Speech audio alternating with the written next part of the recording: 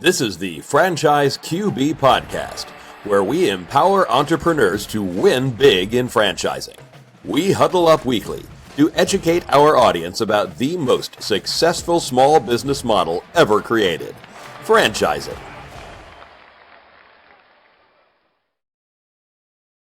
Welcome to the Franchise QB Podcast. I'm your host, Mike Halpern, a 20-year industry veteran and entrepreneur. My mission is for listeners to achieve their American dreams of creating wealth and independence through franchise ownership.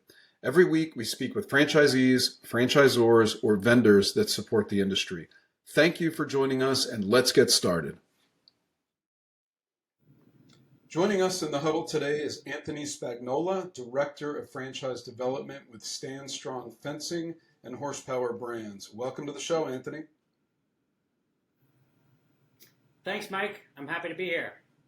So when you and I met, you were on the East Coast working in the software industry supporting franchising. How did you get involved in franchising, and how did that ultimately lead you to Omaha, Nebraska? Yeah, that's a good question. I think like most people in franchising, I kind of just fell into it. I was selling software for a tech startup. They wanted to kind of break into the franchise space. And so I started going to franchise conferences and expos all over the country. That landed me a position as a franchise supplier, selling marketing and technology solutions into franchise companies.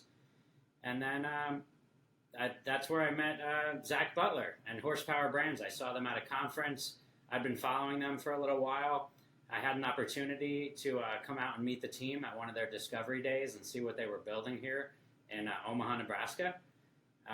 And I decided to make a change, and I left all my friends and family back in New Jersey, and my wife and I moved out to Omaha, and I've been with Horsepower for the past year or so. Yeah, that's really cool. And Zach knew what he was doing, because when you and I met and you were working on the software side, you supplied me with a solution and technology for franchising that was great. And I think we spoke one time, and I was convinced that this product was going to help my business. So I knew you were pretty good at what you did. And when I heard that Zach kind of lured you to Middle America to help kind of grow Horsepower Brands, I was excited that to hear another industry name that I knew and trusted that's now working on this side. So let's talk about our brand today. Today we're talking about Stand Strong Fencing, which is the newest franchise in Horsepower Brands franchise portfolio. So let's first begin with Horsepower, which I know is a family of home service brands. Tell us about Horsepower Brands and its purpose. Yeah, so Horsepower actually is 15 different companies now under our umbrella. Half of those companies, 8 of them actually, are franchise companies, all in the kind of service space. So Stand Strong Fencing, Mighty Dog Roofing, and a bunch of others. And then the other half of those companies are what are called shared services. And that's one of the things that really attracted me to come and join the team here, is that Horsepower does everything in-house. So we have our own recruiting company, our own call center, our own bookkeeping company, our own marketing team. We've got a financial, we've got an IT company, we've got a fleet services company. I mean, you name it, we're doing everything in-house. And because we're able to do that, we're able to really provide better service to our franchisees for a fraction of the price. So that's something that really attracted me to Horsepower, and that's something that really separates us from a lot of the other franchisors out there. But we are a big company. I think there's probably going on 250 people out here in Omaha, Nebraska. A lot of people like me, transplants who moved from all over the country to come and join the team here because it's kind of like the Amazon of home service franchising right now, and we're just getting started. So it's been really exciting since I got here, and I'm looking forward to doing the same thing we did with Mighty Dog Roofing, and now doing it with Stand Strong Fencing. Yeah, very cool. So, I mean, clearly the shared services lend to the ability to accelerate growth for the portfolio concepts. So give us a flavor for, Horsepower starts awarding franchises in February of 21, which was, 2.5 years ago. How many territories has Horsepower awarded in that timeline? Yeah, so awarding franchises is obviously important, but getting them open and getting them profitable, I mean, that's what's really important. We've launched over 1,000 territories across all the horsepower brands now. Mighty Dog itself is probably about 400 of those territories. So we've got hundreds of franchisees and over 1,000 territories across the country. Yeah, that's cool. So, but in terms of the specific product categories, I mean, fencing covers a lot of things. So is it just the fencing that I'd use to keep out deer from the backyard? Is it fencing to keep in dogs? Is it privacy fencing? What are some of the product lines that you guys have? Yeah, I mean, it's going to be really every type of fencing. The most popular, you got wood, ornamental, which is like aluminum and steel and wrought iron. You got vinyl and chain link. Those are going to be the most popular. There's also wire fencing and other types of fencing that we're going to get into as well. But those are the most popular things. And we're going to be doing that for both residential and commercial. So it's not just like the obvious stuff that people think of every day, like putting a fence around your yard or putting a fence around your pool. But there's a lot of commercial applications like construction sites, parks, schools. You've got ranches, farms. I mean, there's just so much opportunity out there in the fencing space. And there's literally more demand than there is supply right now, which is why we chose to get into the fencing segment.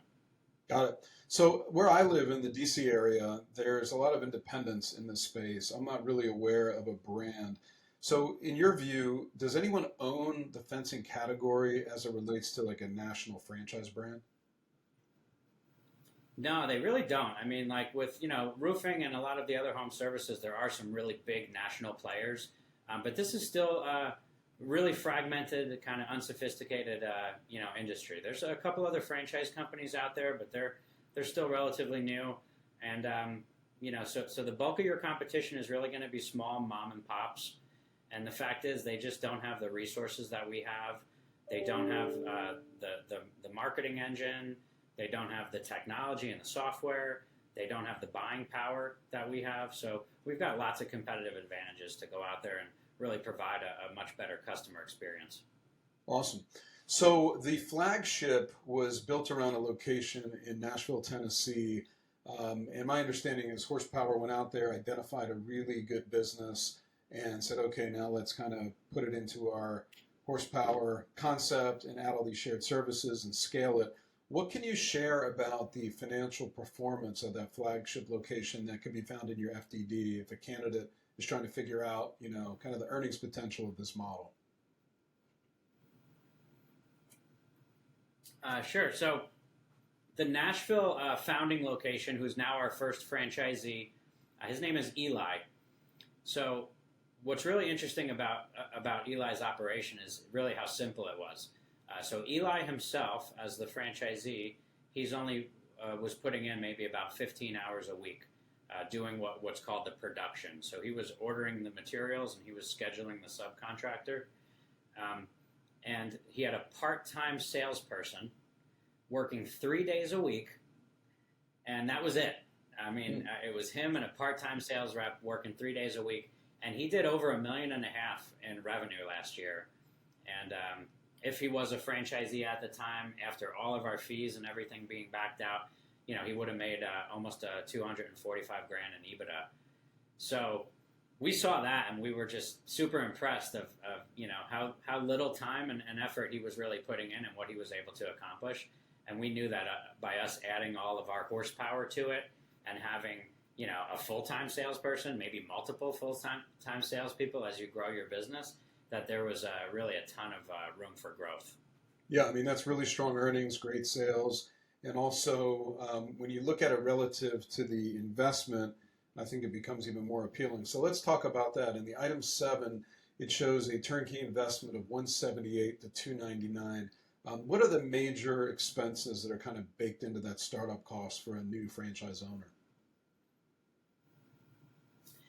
Sure. So all the horsepower brands, not just Stand Strong, but all the horsepower brands, we probably have a lot more items in our item 7 than most other franchise companies. Frankly, I think we're just being a lot more transparent than everybody else. We want to make sure that our franchisees are set up for success with a really healthy budget. and we don't want there to be any surprises down the road. So we include a whole bunch of different things in our item 7, some of which they may not need at all, and some of which are, very kind of conservative. So the biggest items that you'll see on there is going to be the initial franchise fee, and that's going to depend on how many territories you're going with. You've got a sales vehicle, but we're super flexible with the sales vehicle. You can lease a vehicle, you could purchase a vehicle new, or you can purchase a used vehicle. So we're pretty flexible with that one. And then we've got a really healthy marketing budget built into there as well. So there's a $20,000 kind of grand opening budget, so we can really go out and make a splash, in your neighborhood. And then last but not least, in terms of the bigger ones on here, would be working capital. So we actually include 30 to 50 grand of just additional funds to kind of serve as a little extra cushion and to cover things like payroll for the first couple months while you're ramping up. Yeah, no, that's really smart. I really like how Horsepower across the board builds in extra working capital, because lack of capital for a franchisor or a franchisee can be highly problematic. It leads to bad decision making, it leads to panic, and then having a big opening budget usually alleviates a lot of concerns when you're talking about early stage client acquisition, getting a foothold in the market. So that to me is a really important factor. And I usually tell any candidate when they're looking at a franchise, just have a nice runway of capital for a rainy day, because you just never know what's going to happen when you're in business. It's not as predictable as your W-2. So you talked a moment ago about territory. How large is a territory for Stand Strong Fencing, and what are the costs to secure them? So for example, if I wanted to secure 3 territories, what's the population size and what's that fee structure coming on the front end going to look like for me? Yeah, great question. So we do, our territories are based on total population. So 200,000 people would be one territory. The most you can do to start is 5 territories, or 1 million people. So most people, almost everybody, does 3 or 4 territories. Okay. And the reason that I think most people do that is because you get significant discounts on the territory fee if you do multiple territories up front. And all the other expenses and costs and fees that go into getting your business off the ground, all those items in the item 7, they're static. Like they don't change based on how many territories you do. So whether you do 1 territory or 5 territories, there's all these things you kind of have to pay for anyway. So it's not really all that much more to add on a couple additional territories. Okay. So in the example of a 3-store or 3 territory agreement up front, what's that going to cost me? So the franchise fee for 3 territories is $134,500. Okay. And then the total investment on that, if you're in a distribution market, which most major markets are distribution markets, and we'll probably talk more about that later, you're looking at probably right around $300K all in. Okay, cool. So that counts all my costs to get the business going, my 3-unit development territory. That's all around $300K. Yep. Very cool. So one thing that caught my attention was the sliding scale royalty, which I believe is the first Horsepower brand to offer that. Correct me if I'm wrong, but I like any royalty that kind of rewards owners for achieving higher sales and kind of volume success in their region. So how does that sliding scale royalty work? Yeah, so it's definitely exciting because this is the first Horsepower brand doing it, and it's most of the other brands I think are 8.5% flat. Stand Strong starts at 8%. It scales down to 6% as you increase your revenue. So basically, the first $1 million is 8%. Once you get past $1 million, it drops to 7%, and then once you get to $2 million, it drops to 6%. So you're being, incentivized and rewarded for going out and doing a good job, which is, I think, how it should be. So we're really excited about that, and I think that that may be something we end up rolling out to some of the other brands as well down the road. Yeah, absolutely. So you did mention a moment ago the difference between a distribution market, a non-distribution market. I'm thinking that means where you have a large concentration of population, You're going to have warehouses that can kind of drop ship the product for the owner. And in really rural areas, they might be deemed as non-distribution, where they need to have a little bit more infrastructure to store the materials. Can you kind of explain the difference between the two? Yeah. So most markets are going to be a distribution market. And what that means is that we're going to have a partner, a fencing distributor that we're partnered with is going to have a location right there in your local market, or at least somebody there that you can buy fence materials from locally. And if that's the case, which it will be in most markets, it's a work from home business opportunity. So you don't need any real estate. You don't need an office. You don't need a warehouse. You don't have any inventory. You don't have any equipment. You're talking about getting a sales vehicle and a sales rep. That's it. And you're off to the races. So it's probably the simplest business model we have here at Horsepower and the lowest overhead. A pickup truck and a sales rep, and you're good to go. Yeah, that means that you finish training, you're off to the races pretty quick. That's pretty cool. So talk to us. Go ahead. I was going to say, so that those local fence distributors, right, they're going to deliver the materials directly to the job site, or the subcontractors are going to pick it up. That's usually how it's going to work. So that's a distribution market. Now, if there is no fence distributors in their local market, then chances are they're going to have to put in a fenced-in lot, which is there's a lot of advantages to kind of taking that route, because now what you'll do is you'll actually get deliveries of pallets from one of our national distributors, and that'll get you better pricing, bulk pricing on materials. You'll have faster lead times with all your inventory in stock. There's a lot of advantages to that model. It's a little bit more of an upfront investment, but not that much. And a lot of long-term kind of advantages. So if you're in a smaller market that doesn't have distribution, no big deal. We'll go with that model. But if you have the local distribution, we're always going to recommend keeping the overhead low, keeping it simple. And then once you get the business off the ground, you can always look to add some of that stuff down the road. Okay. So if you choose to be semi-involved or semi-absentee, keep your W-2 and make this investment as another way to grow your income, what does the semi-involved model look like from a kind of an employee and staffing standpoint? Yeah, so whether you're going to be an owner-operator or semi-involved, you still only have to hire one full-time employee, either way. So as an owner-operator, you're hiring a sales rep. But if you're semi-involved, which maybe you can only put in 5-10 hours a week, something like that, then you still only have to hire one person, but now it's a GM, and that GM also does the sales. Okay. So one full-time employee to start. That semi-involved model is really meant for people who have full-time jobs. You can keep your day job, you can go to work every day, as long as you can afford, like I said, maybe 5-10 hours a week, something like that, and you can trust your GM to run the business for you. Then I think it's a great solution for some people. Very cool. So let's talk about the installation of these projects, right? The sales guy sells it. The product is drop shipped to the consumer's house. You're going to have a 1099 model for the subcontractors to do the installation at the site.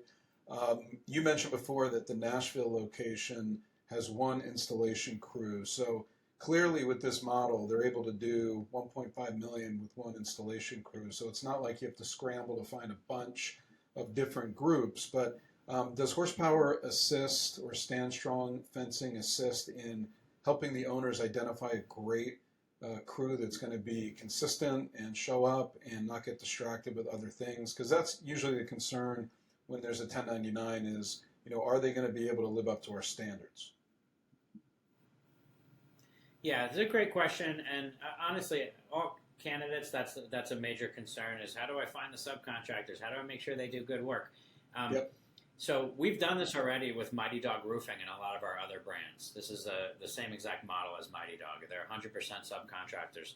And what we learned with our experience at Mighty Dog is that anybody could go to their local distributor or supplier and ask if anyone's looking for work, or if they know any, if they're building a fence, or if they're building a roof, or whatever.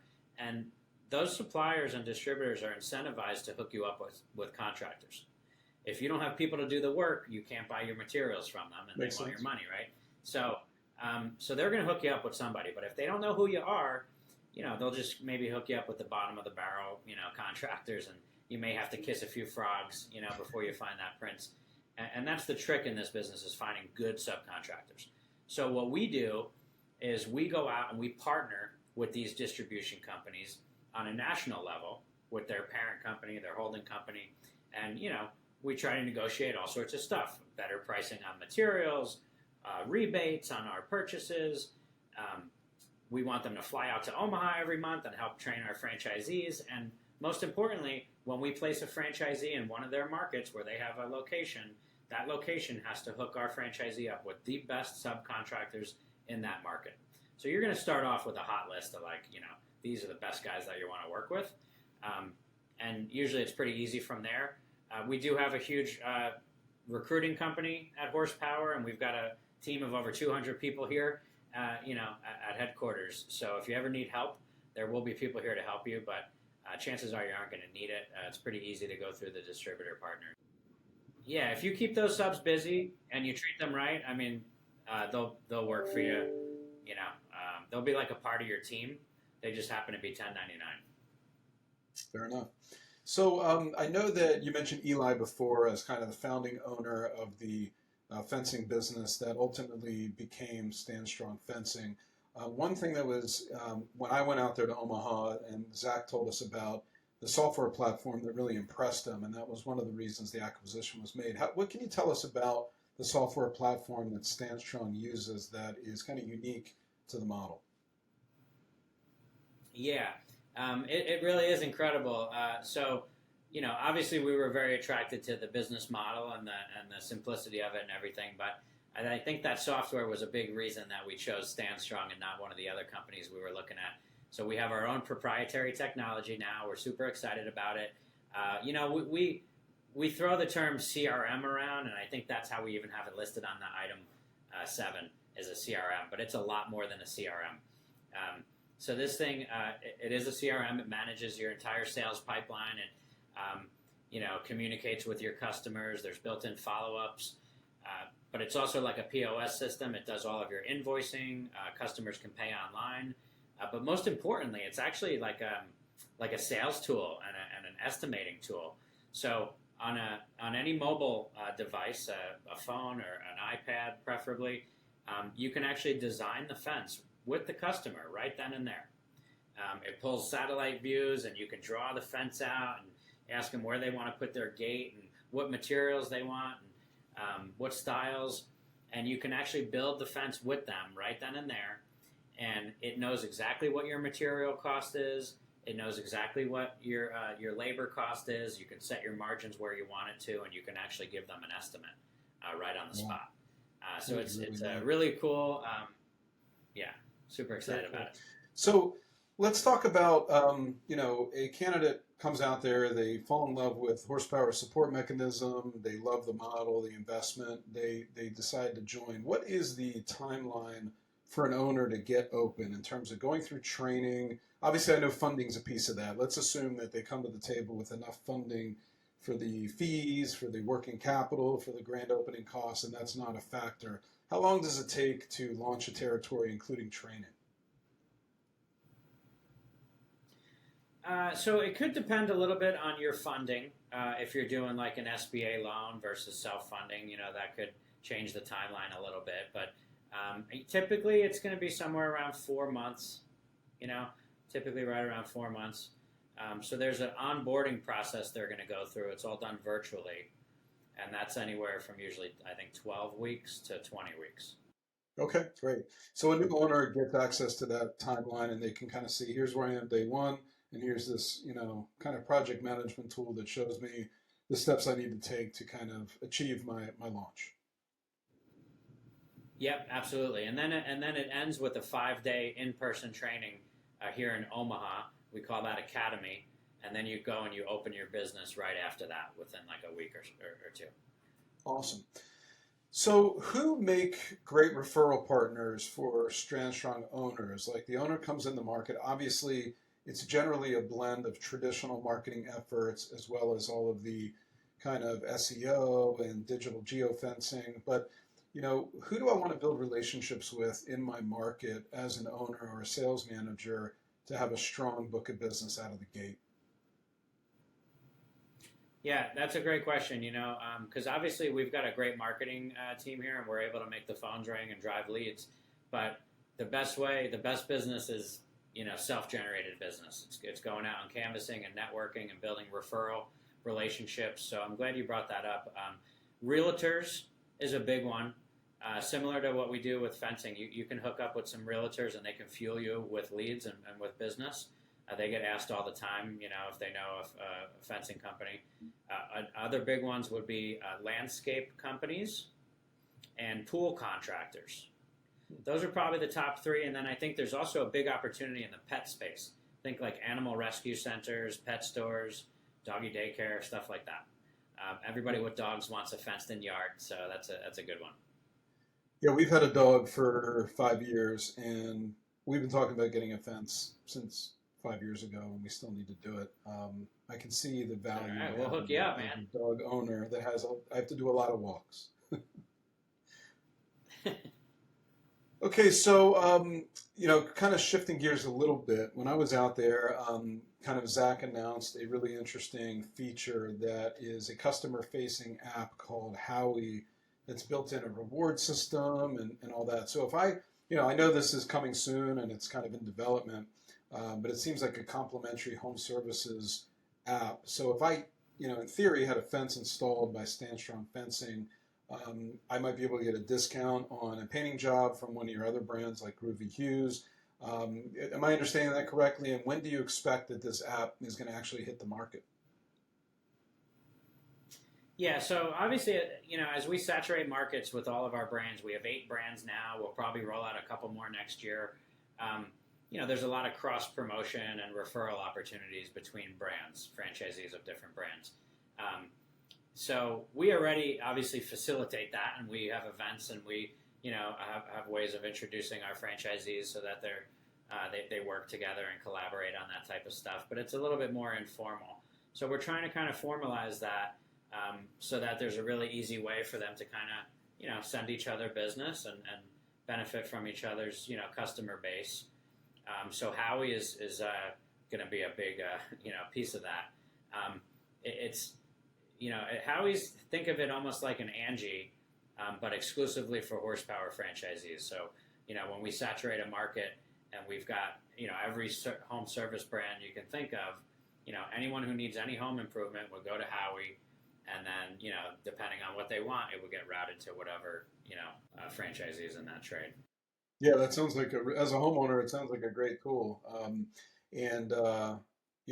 I can see the benefit of horsepower owning that data as opposed to relying on a third party to kind of house that data. So I see another advantage that's kind of built in there. So before we part ways, anything else that you want to mention about Stand Strong Fencing, about horsepower brands that we didn't touch on today?